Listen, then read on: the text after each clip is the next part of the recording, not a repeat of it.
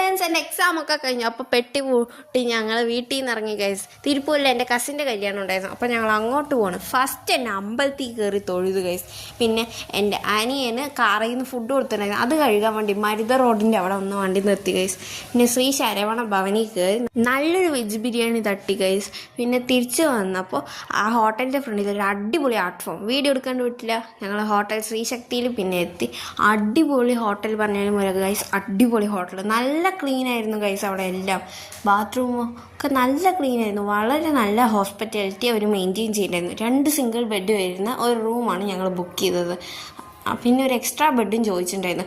കണ്ടോ, ഇത്രയും നല്ല റൂം ജസ്റ്റ് 3000 റുപ്പീസിന് താഴെയാണ് ഞങ്ങൾക്ക് കിട്ടിയത്. അടിപൊളി റൂമായിരുന്നു. പിന്നെ കല്യാണത്തലേന്ന് കല്യാണ വീട്ടിൽ പോകുന്ന ഒരു ആചാരമുണ്ട്. അപ്പം ഞങ്ങൾ കല്യാണ വീട്ടിലും പോയി. എന്നിട്ട് തിരിച്ച് വന്നപ്പോൾ ഓപ്പോസിറ്റുള്ള ഹോട്ടലിൽ നിന്ന് ഫുഡ് വാങ്ങിത്തത് രാത്രി കിടന്നുറങ്ങി. ബാക്കി വിശേഷങ്ങൾ നാളത്തെ വീഡിയോ കാണാം. ബൈ.